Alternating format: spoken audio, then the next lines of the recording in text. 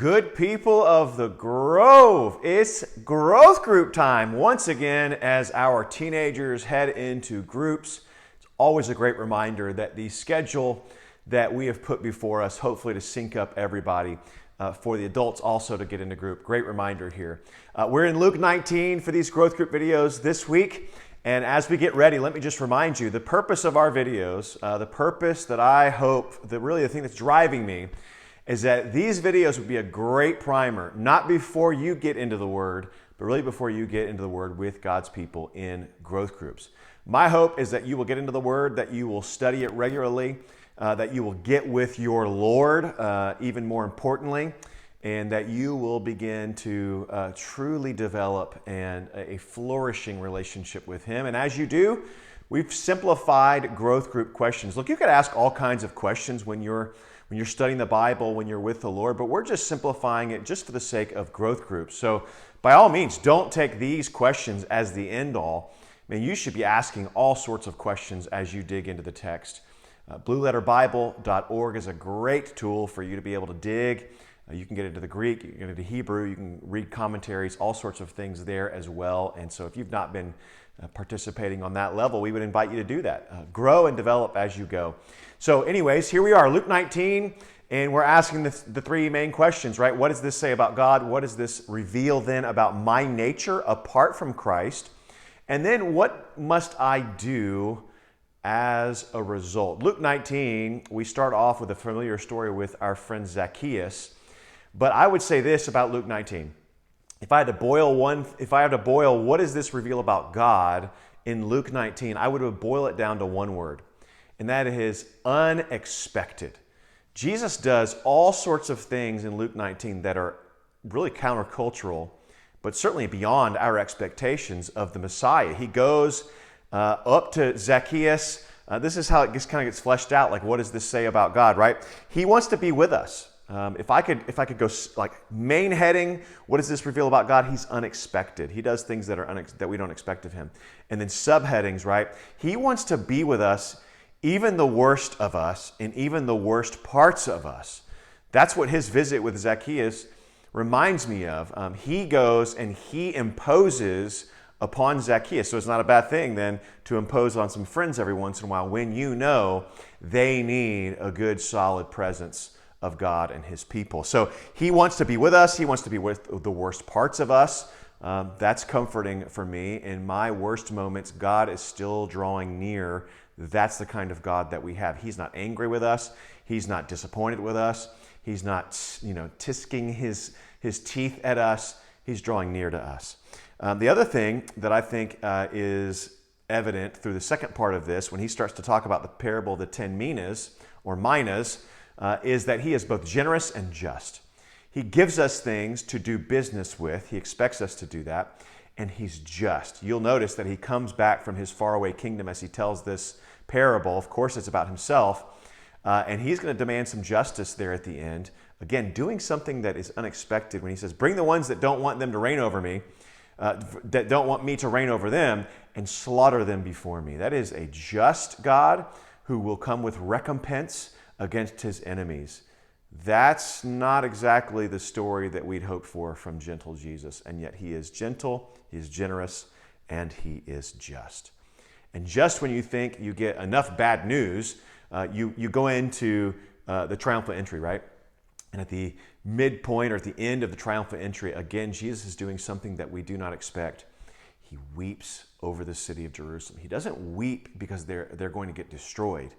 He doesn't weep because they're going to kill Him. He doesn't weep because ultimately they don't want Him to reign over them.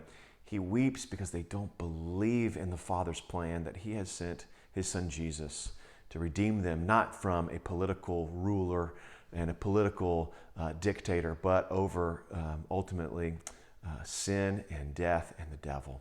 He weeps over them, something that I don't expect of this Messiah to come in and reign and rule, and yet he does and He will, but He weeps over us. That's what it says about God, and at least that's what I think. What does this reveal about us? Well, first and foremost, in our natural state apart from Christ, we do not want Jesus' reign over our lives. And even in our redeemed state, we still struggle with his reign, don't we? We explain it away as not relevant to our time or our day, that maybe he'll just understand when we're just disobedient. Oh, God understands, it'll be fine. And yet, those are just ways that we demonstrate we don't want his reign. We're also very fickle. The triumphal entry every year, when we go through the triumphal entry, usually right before Easter, obviously, it's a great reminder that we're a fickle people. We go on a Sunday or a Monday from worshiping him to going to the end of the week where we want to kill him, because he doesn't do what we want, when we want, how we want. That's ultimately our hearts. Day in and day out, we're a fickle people, that we love him when it's convenient, but man, we want to put him out of our lives when he's inconvenient and does things in ways that we don't expect. And then finally, right here, we hear things and mistranslate them. This is the final thing that it reveals about us. So when we hear the things like he's going to come and give a just recompense to his people, right there in the parable of the 10 minas, right? Where he comes through and he's rewarding people, he's generously rewarding them, and yet we hear like he's a just man, we retranslate that as him being severe. Right there in, I believe it's verse 21, right there it says like, "For I was afraid of you because you are a severe man." Of course, he's not severe. He's just. And yet we translate things that we don't quite understand to fit a narrative of him so that we can be lazy servants. We do that. I don't know if you do that, but I certainly do that. I find ways to retranslate, usually through the lens of a parent or an authority figure, unfairly and unjustly onto Jesus by retranslating some things that I want to believe about him because it's convenient for me. And ultimately, it's going to be proved ultimately inconvenient for me when Jesus comes and provides and reveals himself in the truest form possible in the end. All right, that's what it says about God. That's what it's revealing about us. And then finally, what must we do as a result? Well, this is a theme all throughout Luke. I hope you're picking it up. But there's a gratitude that comes with salvation. Zacchaeus, one of the beautiful things, when Jesus says that salvation has come to this household today, it's because Zacchaeus reacts appropriately with gratitude and restitution, that he will pay back everyone fourfold what he has done against them. There's gratitude that comes with salvation, otherwise known as reconciliation with his people. Don't get caught up on the restitution part politically. Think spiritual reconciliation with those that we have messed up in our walk prior to Jesus. The other thing is, I think God wants us to be risky with what he gives us. Oftentimes we think, oh, God wants us to be faithful stewards of what he's given us. You'll notice that most of the time when we think faithful stewards or a good steward, isn't it most of the time that you think, oh, I'm going to be a good steward of this, that you're going to be stingy with it?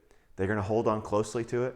And that's exactly the thing that God condemns here in this passage. Instead, he gives us things and then he wants us to do business with it. He wants us to use it with risk.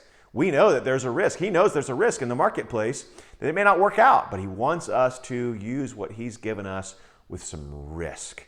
I hope that you will take that to heart this week with whatever he's given you. Risk it. Use it for the kingdom. Don't sit on it. Put it in a savings account. Risk it. Yet maybe giving it away. It may mean also putting it in savings, but then give it away. Use it for the kingdom. It's not just money. It's everything. Everything that we have, would we be risky people and risky stewards with it? And then finally, I think the last thing that this passage really reminded me of was a verse in 1 Corinthians 15, verse 58. I have to leave you with this longer than intended video. 1 Corinthians 15, 58. "Therefore, my beloved brothers, be steadfast, be immovable, always abounding in the work of the Lord." Why? "Knowing that in the Lord your labor is not in vain." I hope that you will flesh that out this week, that you would be immovable, steadfast, always laboring in the Lord as a result of what God has given us in Luke 19. Love you. I'll see you soon.